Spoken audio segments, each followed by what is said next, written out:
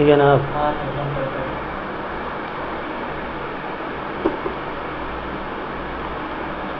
तो आज हम लोग क्लास 12 इकोनॉमिक्स का बहुत ही इंपॉर्टेंट चैप्टर करने वाले हैं और इस चैप्टर का नाम है थ्योरी ऑफ प्रोडक्शन या laws of returns, returns to a factor and returns to scale.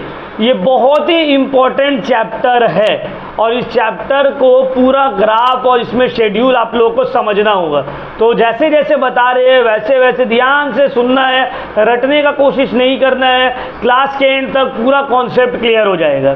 ठीक है, चलो हम लोग सबसे पहले स्टार्ट करते हैं कॉन्सेप्ट ऑफ प्रोडक्शन। प्रोडक्शन का मतलब क्या है बोलो तो, what do you mean by production? The act of making goods or services is known as production. So what is production? Production means converting raw materials into finished goods. What is production? Production means converting raw materials into finished goods. The act of making goods or services is known as production. Clear हुआ point? कोई doubt? कोई doubt नहीं, ठीक है ना। तो production का meaning हम लोग सबको पता है। अब क्या प्रोडक्शन क्या हवा में बन जाता है? ऐसे फूका और कुछ कोई भी चीज प्रोड्यूस हो गया, जादू है क्या? प्रोडक्शन के लिए क्या चाहिए तुमको?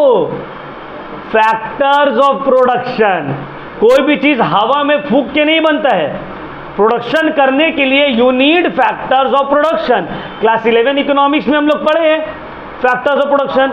तो what are the factors of production? Land, labour, capital, entrepreneur. तो for production you require factors of production. What are factors of production? Factors of production means those factors that help in the process of production. तो clear हो गया point? Production का मतलब क्या है, factors of production का मतलब क्या है। अब देखो, फैक्टर्स ऑफ प्रोडक्शन को हम लोग बोलते हैं इनपुट, क्योंकि वो सामान लगाया जाता है, और प्रोडक्शन होकर जो बाहर निकलता है उसको बोलते हैं आउटपुट। समझ में आ रहा है बात? जो लगाते हैं वो हो गया इनपुट, जो निकलता है वो हो गया output. The relationship between input and output is known as production function. समझ में आया? तो what is production function? Production function shows the relationship between input and output. Clear हो गया तीनों चीज? प्रोडक्शन क्या है, फैक्टर्स ऑफ प्रोडक्शन क्या है, और प्रोडक्शन फंक्शन क्या है। ठीक है ना। A production function shows the maximum quantity of a commodity that can be produced per unit of time with a given amount of input when the best production technique is used. तो production function तुमको relationship show करता है कि maximum कितना quantity produce हो सकता है एक फिक्स्ड अमाउंट ऑफ इनपुट से, अगर तुम बेस्ट टेक्निक यूज कर रहे हो तो। Clear point? कोई डाउट? चलो अब आते हैं short run and long run. अब देखो, प्रोडक्शन फंक्शन जो है इसका नेचर डिपेंड करता है टाइम पीरियड पे। समझ में आ रहा है? The nature of production function that is the output varies with a change in the quantity of inputs depends on time period. अब देखो, कितना इनपुट चेंज करने से कितना आउटपुट चेंज होगा, इसी को बोलते हैं प्रोडक्शन फंक्शन। अब ये डिपेंड करता है टाइम पीरियड पे। जैसे कि फॉर एग्जाम्पल तुम रातों रात चाहो कोई चीज का क्वांटिटी एकदम बढ़ा दो प्रोडक्शन, तो पॉसिबल नहीं है। समझ में आ रहा है बात? कुछ वक्त लगेगा। तो ये टाइम पीरियड कितना है? दो तरह का है, एक है शॉर्ट रन टाइम पीरियड या शॉर्ट रन, और एक है लॉन्ग रन। अब मेरा बात को ध्यान से समझो, production function heavily depends upon time period. Time period को दो पार्ट में क्लासिफाई किया जा सकता है, एक है शॉर्ट रन, एक है लॉन्ग रन। शॉर्ट रन का मतलब होता है वो टाइम पीरियड जहां पे शॉर्ट रन का मतलब होता है वो time period which one or more inputs called the fix factors can not be change. जहां पे कुछ फैक्टर्स फिक्स्ड है जिसको चेंज किया, जैसे कि फॉर एग्जांपल कल का कल मेरे पास यहाँ पर 20 बच्चा बैठाने का जगह है, कल के कल मेरे पास 200 बच्चा इनरोलमेंट करने आ गया, हम नहीं बैठा पाएंगे। क्यों? क्योंकि शॉर्ट रन टाइम है। शॉर्ट रन में जगह को हम बड़ा नहीं कर सकते हैं। हाँ, लॉन्ग रन में अगर हमको 6 महीने का टाइम दे, बड़ा जगह ले लेंगे, आओ 200 बच्चा बैठो। समझ में आ रहा? तो शॉर्ट रन का मतलब होता है वो टाइम पीरियड जहां पे कुछ फैक्टर्स ऑफ प्रोडक्शन फिक्स्ड है जिसको चेंज किया नहीं जा सकता है, कुछ फैक्टर्स ऑफ प्रोडक्शन वेरिएबल है जिसको चेंज करके थोड़ा प्रोडक्शन बढ़ाया जा सकता है। लॉन्ग रन का मतलब होता है वो टाइम पीरियड जहां पे सभी फैक्टर्स ऑफ प्रोडक्शन वेरिएबल है, तुम चाहो तो सभी का सब फैक्टर्स ऑफ प्रोडक्शन को चेंज कर सकते हो। All factors of production are variable, there are no fixed factors. Clear हुआ पॉइंट? कोई डाउट? अब ये शॉर्ट रन और long run commodity to commodity differ करेगा। कोई कोमोडिटी है जिसके लिए 1 महीना लॉन्ग रन है, कोई कोमोडिटी है जिसके लिए 1 साल लॉन्ग रन है, कोई कोमोडिटी है जिसके लिए 5 साल लॉन्ग रन है। जैसे कि फॉर एग्जाम्पल बुक प्रिंटिंग का काम है किसी का, मान लो उसको बल्क ऑर्डर मिल जाता है तो उसका मैक्स टू मैक्स 2 महीना 1 महीना लगेगा अपना फैक्टर्स ऑफ प्रोडक्शन को बढ़ाने में। बट अगर मान लो कंस्ट्रक्शन का किसी का काम है तो क्या 2 महीने में उसको, मान लो अचानक से उसका फ्लैट का सेल तेज़ी से होने लगा तो क्या 2 महीना में या 1 महीने में वो फट फट फट फट पूरा बिल्डिंग बना देगा? उसको सालों लग जाएगा। तो उसके लिए लॉन्ग रन सालों में है। तो शॉर्ट रन या लॉन्ग रन जो है ये डिपेंड करेगा प्रोडक्ट के ऊपर। समझ में आ रहा है बात? कुछ प्रोडक्ट के लिए 1 महीना शॉर्ट रन है, कोई प्रोडक्ट के लिए 1 महीना लॉन्ग रन है। क्लियर हुआ पॉइंट? समझ में आ गया?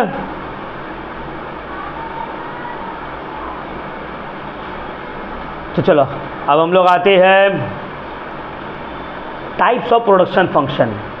एक है शॉर्ट रन प्रोडक्शन फंक्शन, एक है लॉन्ग रन प्रोडक्शन फंक्शन। एक है शॉर्ट रन प्रोडक्शन फंक्शन, एक है long run production function.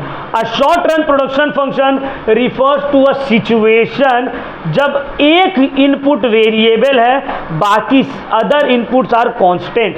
Short run production function का मतलब होता है वो प्रोडक्शन फंक्शन जहां पे सिर्फ एक यूनिट वेरिएबल है, बाकी सब इनपुट क्या है? फिक्स्ड है। एक ही इनपुट को तुम चेंज कर सकते हो, बाकी सब फिक्स्ड है। लॉन्ग रन प्रोडक्शन फंक्शन का मतलब होता है वो production function where all the production functions are variable, there are no fixed input, कोई भी फिक्स्ड फैक्टर नहीं है, सभी वेरिएबल फैक्टर है। ये हो गया long run production function. Short run में एक वेरिएबल है, बाकी जितना भी है सब कांस्टेंट है। लॉन्ग रन में सभी के सब वेरिएबल है, कोई भी फिक्स फैक्टर्स नहीं है। चलो अब हम लोग आगे बढ़ते हैं। शॉर्ट रन प्रोडक्शन फंक्शन को, शॉर्ट रन प्रोडक्शन फंक्शन में law of variable proportion applicable होता है। लॉन्ग रन प्रोडक्शन फंक्शन में रिटर्न्स टू स्केल एप्लीकेबल होता है। शॉर्ट रन में रिटर्न्स टू फैक्टर एप्लीकेबल होता है, लॉन्ग रन में रिटर्न्स टू स्केल एप्लीकेबल होता है। ठीक है ना? चलो अब हम लोग कुछ बेसिक कॉन्सेप्ट्स को समझेंगे। Total product, average product and marginal product आप लोग को ध्यान से समझना है। टोटल प्रोडक्ट क्या है, एवरेज प्रोडक्ट क्या है, मार्जिनल प्रोडक्ट क्या है और सबके बीच में क्या रिलेशनशिप है उसको भी हम लोग पढ़ेंगे। अब देखो, मेरा एक वॉलेट बनाने का कारखाना है। फॉर एग्जाम्पल मेरा एक वॉलेट बनाने का कारखाना है। वो वॉलेट बनाने के कारखाना में मेरे पास 5 वर्कर है, एम्प्लॉय है, लेबर है। पांचों मिलकर महीना का 100 यूनिट वॉलेट बना रहा है। तो टोटल प्रोडक्शन कितना हो गया? 100 यूनिट। पांचों मिलकर कितना प्रोड्यूस कर रहे हैं? Total 100 unit. इसको बोलते हैं टोटल प्रोडक्ट। 5 वर्कर का टोटल प्रोडक्ट कितना है? 100 यूनिट। अगर हम एवरेज निकालें एक वर्कर कितना प्रोड्यूस कर रहा है तो कैसे करके निकलेगा? 100 यूनिट डिवाइडेड बाय 5 वर्कर कितना हो गया? 20 यूनिट। मतलब एवरेज में एक वर्कर कितना यूनिट प्रोड्यूस कर रहा है? 20 यूनिट। अब एक आदमी आया मेरे पास कि भाई हमको भी काम में रख लीजिए ना, काम नहीं है। बोले ठीक है चलो तुम भी बैठ जाओ। छठा वर्कर आया, उसको भी बैठा दिए। अब 6 मिलकर बना रहे हैं 115 यूनिट। कितना बना रहे हैं? तो 6th वर्कर के आने की वजह से टोटल प्रोडक्शन में कितना इंक्रीमेंट हुआ? 15 यूनिट का। इस 15 यूनिट को बोलते हैं marginal product of 6th worker. समझ में आया? तो मार्जिनल प्रोडक्ट मतलब जब हम नंबर ऑफ वर्कर इंक्रीज किए तो वो नंबर ऑफ वर्कर इंक्रीज करने के वजह से टोटल प्रोडक्ट में कितना यूनिट का इंक्रीमेंट आया, उसको बोलते हैं मार्जिनल प्रोडक्ट। तो 6th वर्कर का मार्जिनल प्रोडक्ट क्या है? 15 यूनिट। क्लियर हो गया पॉइंट? समझ में आया ना बात? अब इसको हम लोग डिटेल में समझेंगे। तो टोटल प्रोडक्ट का मतलब, total product means the total amount produced by a worker. Total product means the total amount या quantity produced by a given set of workers. Average का मतलब क्या है? Average product means total product divided by number of workers. Marginal product means the increase in total product due to the increase in 1 unit of the worker, increase in worker, ठीक है, number of workers। अब देखो book में भी देखो तुम लोग का दिया हुआ है एक chart,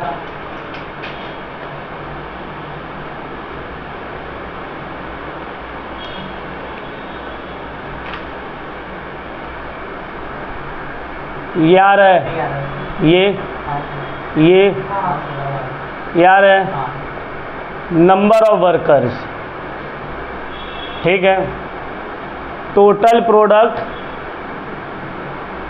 average product,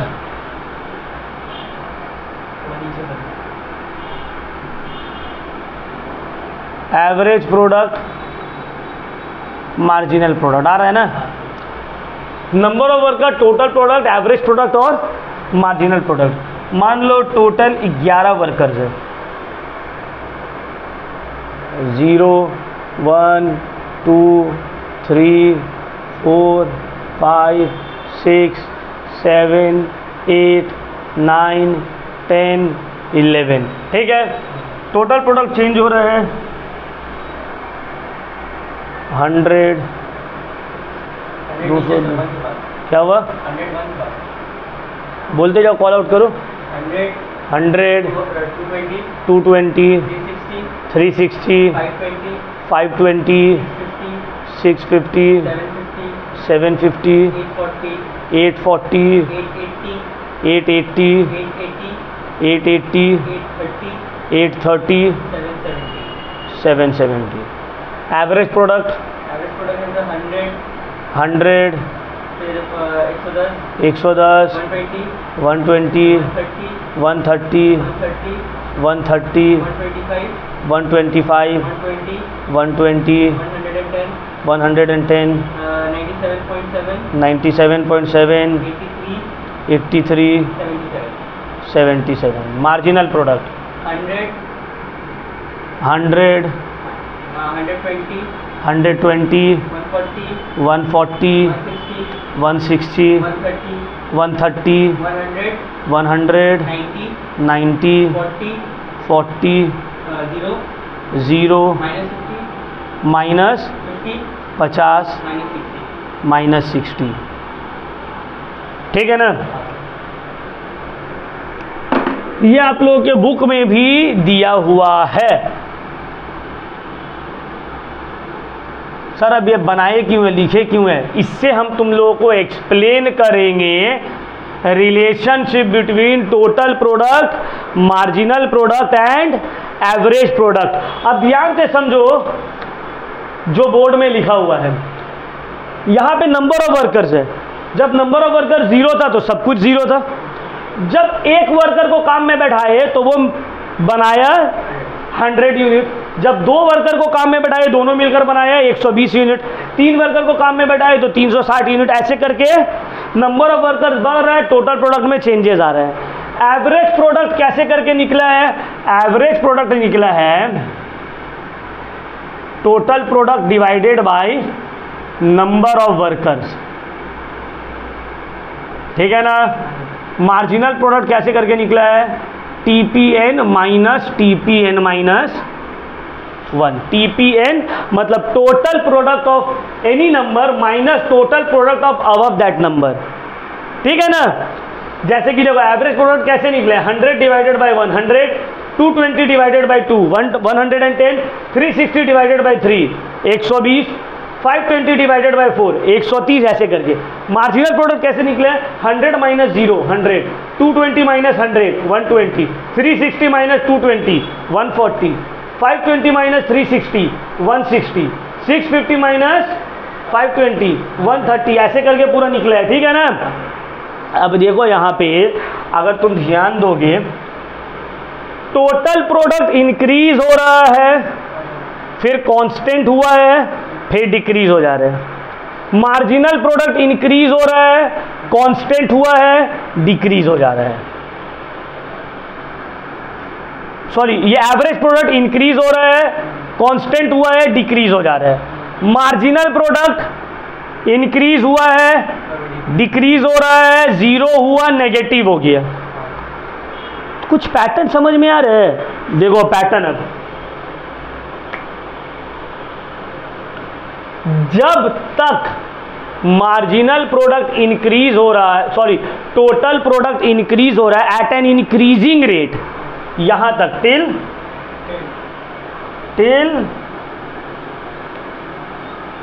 fifth unit,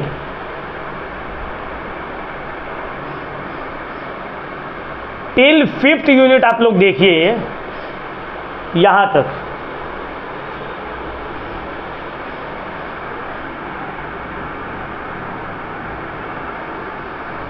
तक देखो, टोटल प्रोडक्ट इंक्रीज हो रहा है इंक्रीजिंग रेट में।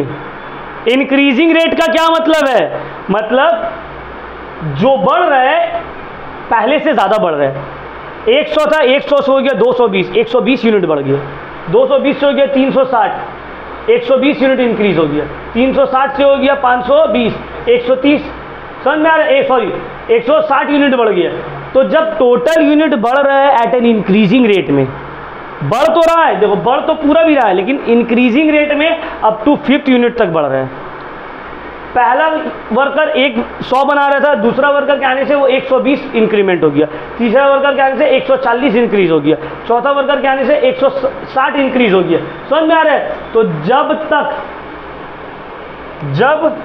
तक टोटल यूनिट इंक्रीज हो रहा है at an increasing rate, increasing rate तो सर वहाँ 140, जैसे वहाँ 140 यहाँ तक, हाँ सर वही तो 160, ठीक है, इंक्रीज हो रहा है at an increasing rate.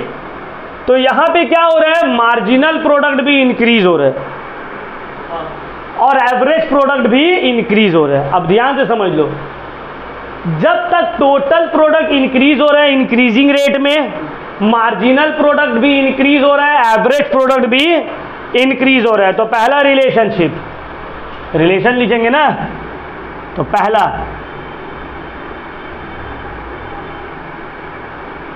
when TP आ रहा है ना, increases at an, छोड़ो चेंज मत करो, at an increasing rate, AP and MP both increases। तो सबसे पहला रिलेशन, जब तक total product when TP increases at an increasing rate, AP and MP both increases, पहला पॉइंट। दूसरा, अब देखो यहां से टीपी इंक्रीज तो हो रहा है,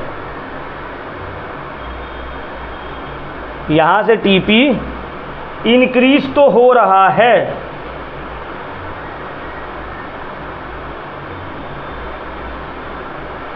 देखो, लेकिन इंक्रीज हो रहा है एट अ डिक्रीजिंग रेट। देखो 650 से 750, 100 यूनिट बढ़ा, 750 से 840, 90 यूनिट बढ़ा, 40 से 880, 40 यूनिट बढ़ा। टीपी इंक्रीज हो रहा है बट डिक्रीजिंग रेट में, इंक्रीज होने का इंटेंसिटी कम होते जा रहा है। तब क्या हो रहा है? देखो एवरेज प्रोडक्ट डिक्रीज होना चालू हो गया, मार्जिनल प्रोडक्ट भी। तो दूसरा क्या बोल सकते हैं हम लोग यहां पे, when TP increases at a decreasing rate.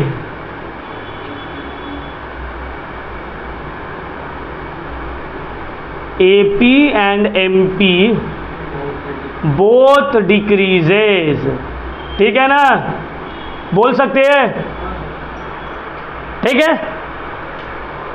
यहां पे एंड में क्या हो रहा है देखो, when TP is maximum MP is 0। ये भी बोल सकते हैं ना, जब TP मैक्सिमम है तो MP, तो यहां पे ये भी लिख सकते हैं when TP reaches its maximum MP becomes 0। गलत है क्या बोलना, सही है ना। चलो अब आते हैं लास्ट स्टेज में। यहाँ पे क्या हो रहा है, टीपी डिक्रीज होना स्टार्ट हो गया, एमपी माइनस में चला गया और एपी डिक्रीज हो रहा है। अब यहाँ पे क्या हो रहा है, TP starts decreasing,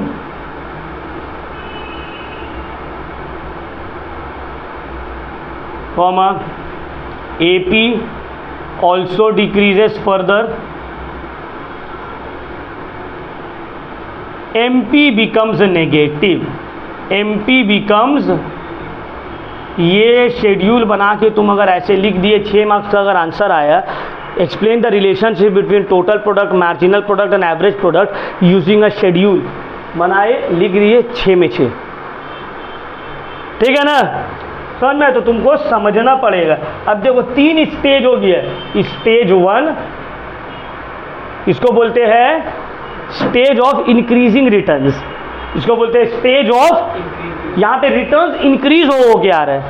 stage 2 stage of decreasing returns, stage 3 stage of negative returns. Stage of increasing return, stage of decreasing return, stage of negative returns. Clear हुआ पॉइंट। 3 अलग अलग स्टेज है यहां पे, क्लियर पॉइंट। तो अब देखो तुमसे अगर रिलेशनशिप पूछे तो तुम इजीली नहीं बता दोगे। तुमसे अगर इसके बेसिस पे रिलेशनशिप पूछा गया, यहां तक तो क्लियर है ना, किसी का कोई डाउट नहीं। चलो अब हम लोग आते हैं रिलेशनशिप। देखो फट तुम लोग रिलेशनशिप अपने से बनाओगे। पहला relationship between average product and marginal product, average product और मार्जिनल प्रोडक्ट के बीच का रिलेशनशिप। पहला पेंसिल ले लो, जहां जहां बोलेंगे बस उतना उतना लिखना है, ज्यादा टेंशन नहीं लेना है। अगर तीनों के बीच में रिलेशन बोलेगा बस लिख रही। कभी कभी ना तीनों के बीच में नहीं बोलते, बोलते हैं टीपी एमपी बोलो, एमपी एपी बोलो। तो टोटल प्रोडक्ट, एवरेज प्रोडक्ट और मार्जिनल प्रोडक्ट के बीच में क्या रिलेशनशिप है। पहला रिलेशनशिप व्हेन, देखो यहाँ पे when TP is in, when M, pencil ले लिए सब अपना हाथ में। चलो अब देखो, when average product is increasing, जब एवरेज प्रोडक्ट इंक्रीज हो रहा है, then marginal product is more than average product. ध्यान से समझो, एवरेज प्रोडक्ट बढ़ रहा है, मार्जिनल प्रोडक्ट देखो एवरेज प्रोडक्ट से ज्यादा है। तो पहला relationship between total product and marginal product, when, sorry, पहला relationship between average product and marginal product, when average product is increasing, marginal product is greater than average product. ठीक है, पहला पॉइंट। दूसरा, when average product is decreasing, marginal product is less than average product. Clear हो रहा है point. दूसरा point, जब average product बढ़ रहा है, मार्जिनल प्रोडक्ट एवरेज प्रोडक्ट से बड़ा है। जब एवरेज प्रोडक्ट घट रहा है, मार्जिनल प्रोडक्ट एवरेज प्रोडक्ट से कम है। ठीक है, क्लियर हुआ पॉइंट।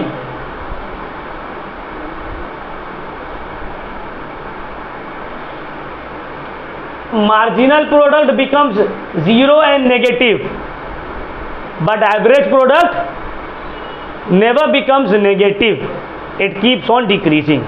ठीक है, तीसरा पॉइंट, मार्जिनल प्रोडक्ट आगे चल के नेगेटिव हो जा रहा है, बट एवरेज प्रोडक्ट कभी भी नेगेटिव नहीं होगा। ये 3 पॉइंट आपको याद रख लेना है। अब अगर आ जाए relationship between total product and marginal product, total product और मार्जिनल प्रोडक्ट के बीच का रिलेशनशिप तो वहां लिखा ही है, when TP increases eight an increasing rate MP increases. समझ लो बात को, टोटल प्रोडक्ट, एवरेज प्रोडक्ट और मार्जिनल प्रोडक्ट का रिलेशनशिप तो लिख ही दिए, एवरेज प्रोडक्ट और मार्जिनल प्रोडक्ट का रिलेशनशिप अभी बता दिए, है ना। When AP increases MP is greater then AP, when AP decreases MP is lesser than AP, MP becomes negative but AP remains positive. ठीक है। अब देखो, जब टोटल प्रोडक्ट इंक्रीज हो रहा है इंक्रीजिंग रेट में, एवरेज प्रोडक्ट और मार्जिनल प्रोडक्ट दोनों ही बढ़ रहा है। जब टोटल प्रोडक्ट इंक्रीज हो रहा है डिक्रीजिंग रेट में, एवरेज प्रोडक्ट और मार्जिनल प्रोडक्ट दोनों ही डिक्रीज हो रहे हैं। जब टोटल प्रोडक्ट अपना मैक्सिमम रीच कर जाता है, एपी डिक्रीज होता है और एमपी जीरो हो जाता है। जब टोटल प्रोडक्ट डिक्रीज होना स्टार्ट होता है, एपी डिक्रीज होता है और एमपी नेगेटिव बन जाता है। क्लियर हुआ पॉइंट? रिलेशनशिप हो गया ना।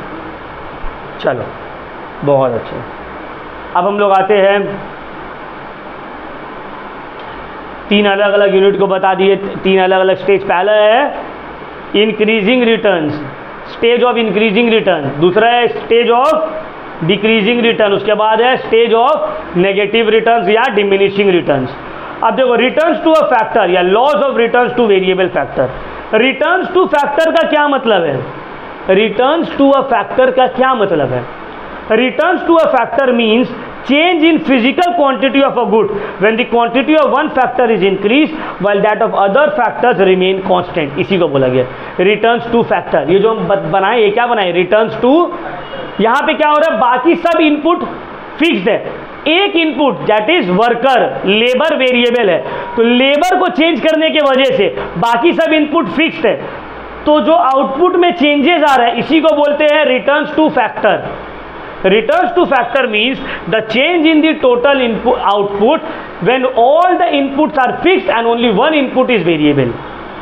समझ में आ रहा है? अब इसमें 3 स्टेज होता है। Stage 1 increasing returns to a factor, समझ में आ रहा है। दूसरा होता है constant returns to a factor, देख रहे हो जहाँ पे सब कांस्टेंट हो गया, यहाँ पे देखो। और थर्ड होता है diminishing returns to a factor, increasing returns to factor, constant returns to factor and diminishing returns to factor. कोई डाउट? होपफुली क्लियर हो गया होगा।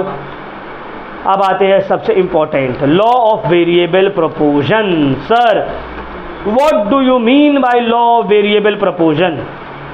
बताइए मतलब लॉ ऑफ वेरिएबल प्रोपोर्शन का। The law of variable proportion states that as more and more inputs of a variable factors are applied to a given quantity of fixed factor, total product may increase at an increasing rate eventually, but eventually it will increase at a diminishing rate। अब ध्यान से समझ लो मेरा बात को। Law of variable proportion में बोला है कि जब सब फैक्टर्स फिक्स्ड है और एक फैक्टर वेरिएबल है, तो उस एक वेरिएबल फैक्टर को जब तुम इंक्रीज करते हो तो इनिशियली तो तुम्हारा प्रोडक्शन बढ़ेगा एट एन इंक्रीजिंग रेट में, बट इवेंचुअली आगे चलकर तुम्हारा प्रोडक्शन बढ़ने लगेगा डिक्रीजिंग रेट में। इसी को बोलते हैं लॉ ऑफ वेरिएबल प्रोपोर्शन। यही हम यहाँ पे एक्सप्लेन किया है ना। सब फैक्टर फिक्स्ड है, सिर्फ लेबर वेरिएबल है। जैसे जैसे हम लेबर का क्वांटिटी को बढ़ा रहे हैं तो देखो मेरा टोटल प्रोडक्ट इंक्रीज हो रहा है स्टार्टिंग में इंक्रीजिंग रेट में, बट फाइनली क्या हो रहा है? इंक्रीज हो रहा है डिक्रीजिंग रेट में। इसी को बोलते हैं law of variable proportion. The law of variable proportion इसी को बोलते हैं। जब सब फैक्टर जब जितना भी इनपुट्स है सब फिक्स्ड है, सिर्फ एक इनपुट वेरिएबल है, तो जब उस एक वेरिएबल इनपुट को तुम इंक्रीज करते हो, उसका क्वांटिटी को बढ़ाते हो, तो तुम्हारा आउटपुट इनिशियली बढ़ेगा इंक्रीजिंग रेट में, बट इवेंचुअली बढ़ेगा डिक्रीजिंग रेट में। यही है लॉ ऑफ वेरिएबल प्रोपोर्शन। बहुत सही। लेकिन बाबू इस लॉ का कुछ एजम्पशन है। ये लॉ तभी एप्लीकेबल होगा जब तुम कुछ चीज़ों को अज्यूम करोगे। पहले ये अज्यूम करो कि स्टेट ऑफ टेक्नोलॉजी अनचेंज्ड है, क्योंकि अगर तुम्हारा वर्कर बढ़ाने से टेक्नोलॉजी भी तुम इंक्रीज कर दिए तो जाहिर सा बात है ना, टोटल प्रोडक्ट तेज़ी से बढ़ जाएगा। तो टेक्नोलॉजी में कुछ चेंजेस नहीं होना चाहिए। दूसरा है, जितना भी इनपुट्स है वो सब फिक्स्ड है, सिर्फ एक वेरिएबल है।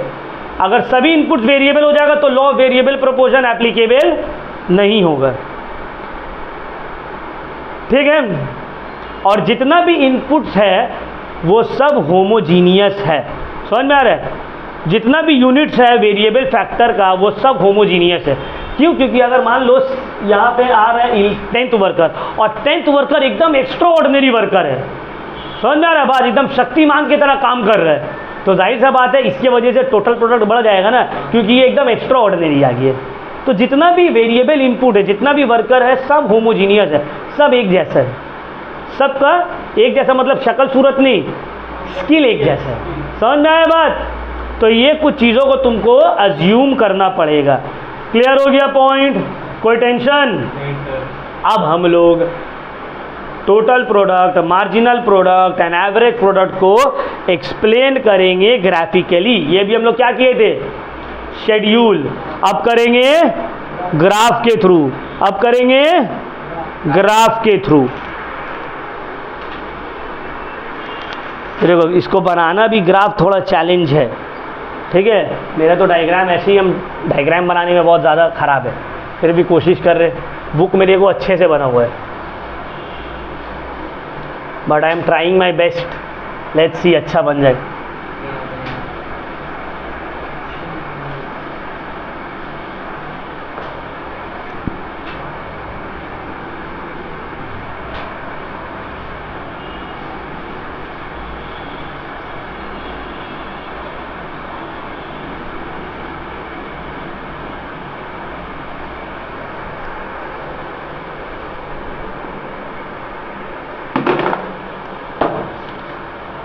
देखो कैसे बनेगा, यहाँ तक आ रहा है ना, देखो कैमरा में, यहाँ, चलो ठीक। लाइन खींचना है लंबा लंबा, नीचे तक आ रहा है, ठीक है।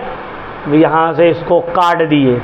बनाने का तरीका देख लो, स्केल लोगे, लंबा लाइनर एकदम स्ट्रेट, और फिर इसको काट दिए। लंबा, जितना लंबा ये उतना लंबा ये, एग्जैक्टली सेम बनेगा दोनों, एक दूसरे के ऊपर नीचे एग्जैक्टली, ठीक है ना। क्लियर हो गया? ठीक है ना। अब ऊपर में जो है तुम मेजर कर रहे हो टोटल प्रोडक्ट को, नीचे में तुम मेजर करोगे एवरेज प्रोडक्ट और मार्जिनल प्रोडक्ट को, ठीक है ना। अब टोटल प्रोडक्ट 0 से स्टार्ट हुआ,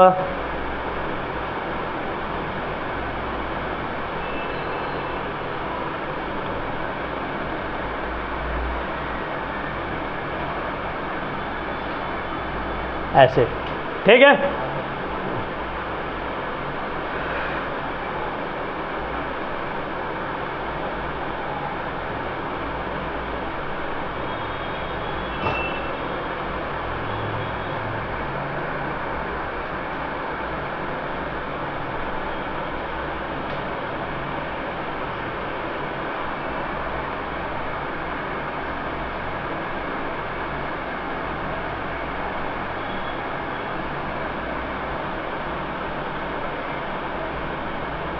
चलो ये हो गया, ठीक है। अब देखो, अब बनाएंगे मार्जिनल प्रोडक्ट का।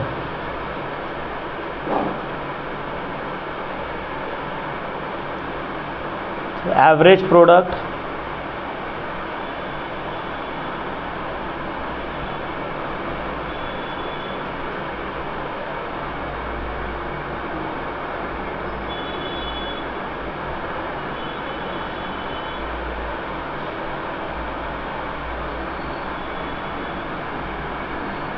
ये मार्जिनल प्रोडक्ट, ठीक है। ये कौन सा कर्व है?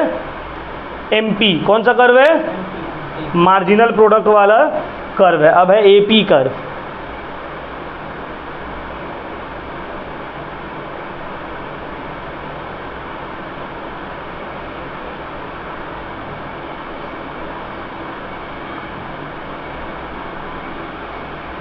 ये कौन सा कर्व है? वाह, मेरा डायग्राम ज़्यादा भी ख़राब तो नहीं हुआ, सही बने तो।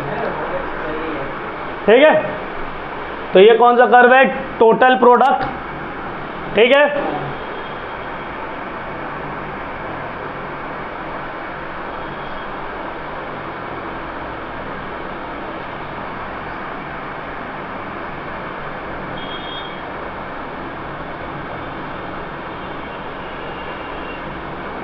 Average product, marginal product. ठीक है ना, डायग्राम बना दिए, total product, average product, marginal product, और यहां पे नंबर ऑफ लेबर्स,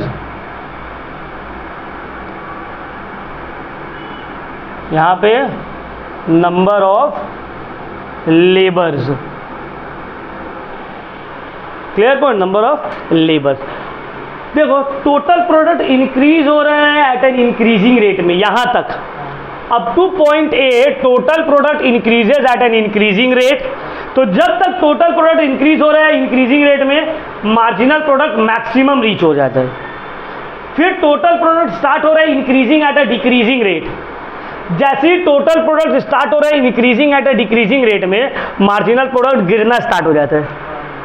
जब टोटल प्रोडक्ट अपना मैक्सिमम रीच करता है यहां पॉइंट बी में, मार्जिनल प्रोडक्ट जीरो हो जाता है। जब टोटल प्रोडक्ट डिक्रीज होना स्टार्ट होता है, मार्जिनल प्रोडक्ट नेगेटिव में चला गया। देख रहे हो क्या हुआ? हाँ, तो डायग्राम से समझना होगा। अब देखो एवरेज प्रोडक्ट का लेते, टोटल प्रोडक्ट जब तक इंक्रीज हो रहा है इंक्रीजिंग रेट में, मार्जिनल प्रोडक्ट भी इंक्रीज हो रहा है। टोटल प्रोडक्ट फिर इंक्रीज हो रहा है डिमिनिशिंग रेट में, मार्जिनल प्रोडक्ट भी इंक्रीज हो रहा है। जब टोटल प्रोडक्ट अपना मैक्सिमम रीच करता है तब तक मार्जिनल प्रोडक्ट उससे पहले डिक्रीज होना। जब टोटल प्रोडक्ट गिर रहा है तो एवरेज प्रोडक्ट भी गिरना चालू हो जा रहा है। अब ये लोग दोनों के बीच में रिलेशनशिप अगर देखोगे एवरेज प्रोडक्ट और मार्जिनल प्रोडक्ट का, एवरेज प्रोडक्ट जब तक इंक्रीज हो रहा है, मार्जिनल प्रोडक्ट उससे मैक्सिमम है। एक पॉइंट में आके दोनों एक दूसरे को कट कर रहे हैं।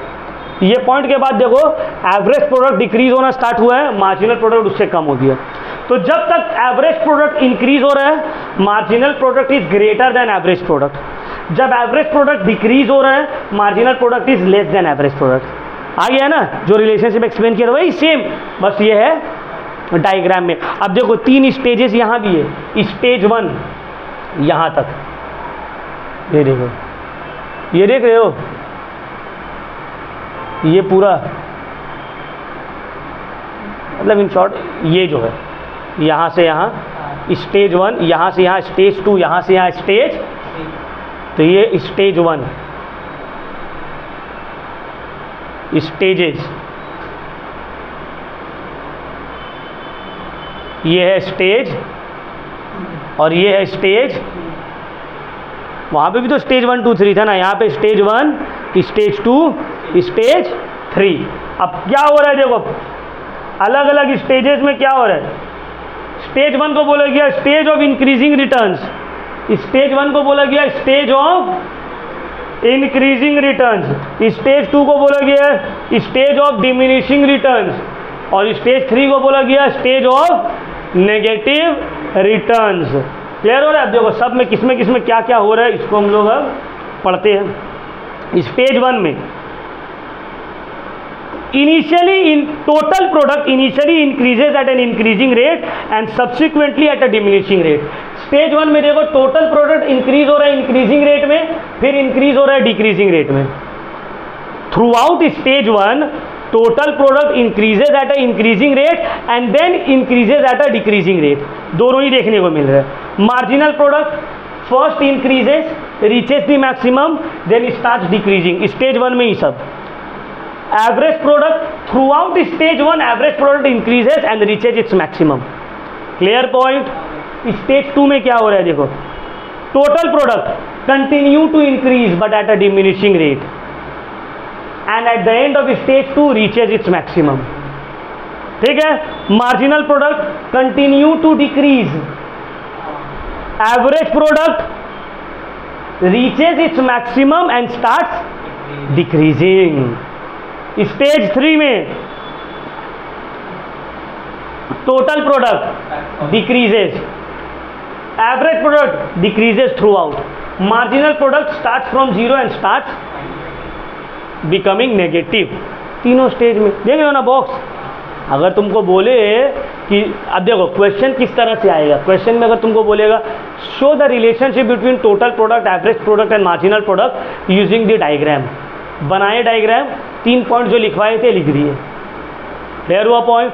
अगर बोला show explain 3 different stages of production using the diagram, stage diagram बनाए, चार्ट दिया हो, देख रहे हो stages of law of variable proportion बना हुआ है ना, उसको लिख देना है। वैसे पेज नंबर 125 अभी बना हुआ है ना, इसको पूरा लिख देना है, मार्क्स मिल गया। अगर शेड्यूल में बोला 3 स्टेजेस को एक्सप्लेन करके शेड्यूल बनाए और इसको लिख दिए, शेड्यूल बनाए और समझ में आ रहा है। इसी तरह का क्वेश्चन एक्सपेक्ट करो एग्जाम में, क्लियर हो रहा है पॉइंट। चलो अब हम लोग पढ़ेंगे causes of increasing return. Stage 1 में इंक्रीजिंग रिटर्न है, क्या रीजन है इंक्रीजिंग रिटर्न का, इसका कॉजेज हम लोग पढ़ेंगे। पहला, फिक्स्ड फैक्टर इनडिविजिबल है, फिक्स्ड फैक्टर को तुम डिवाइड नहीं कर सकते हो। Fuller utilization of fixed factor, जब तुम स्टार्टिंग में वर्कर बढ़ा रहे हो तो तुम्हारा रिटर्न्स इंक्रीजिंग हो रहा है, क्योंकि इसका मतलब है फिक्स्ड फैक्टर्स पूरा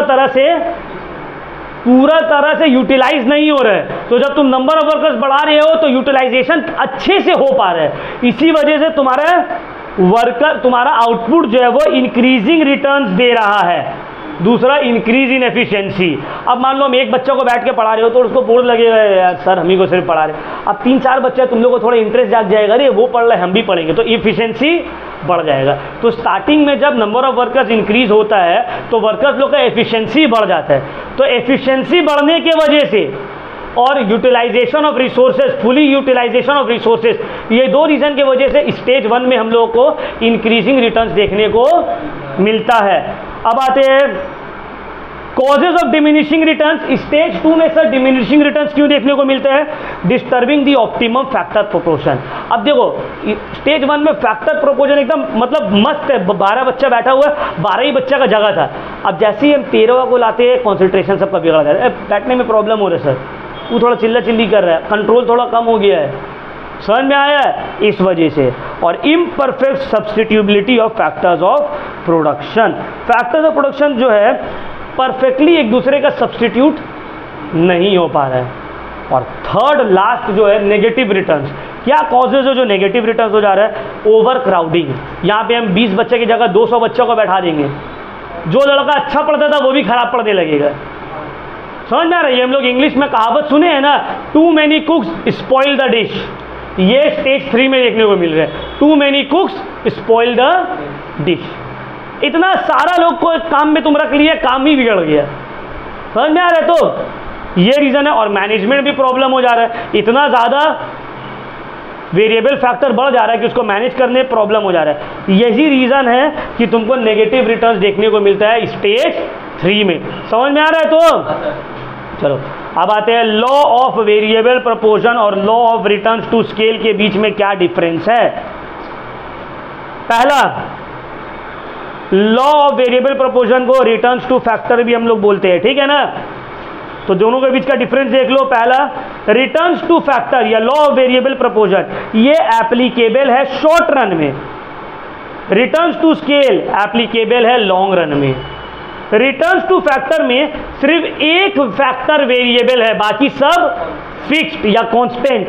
रिटर्न्स टू स्केल में सभी फैक्टर वेरिएबल है, कोई भी कांस्टेंट फैक्टर नहीं है। No change in scale of production returns to factor में, changes in the scale of production returns to scale में। क्लियर हो रहा है पॉइंट, इसको भी पढ़ लेना है, ठीक है।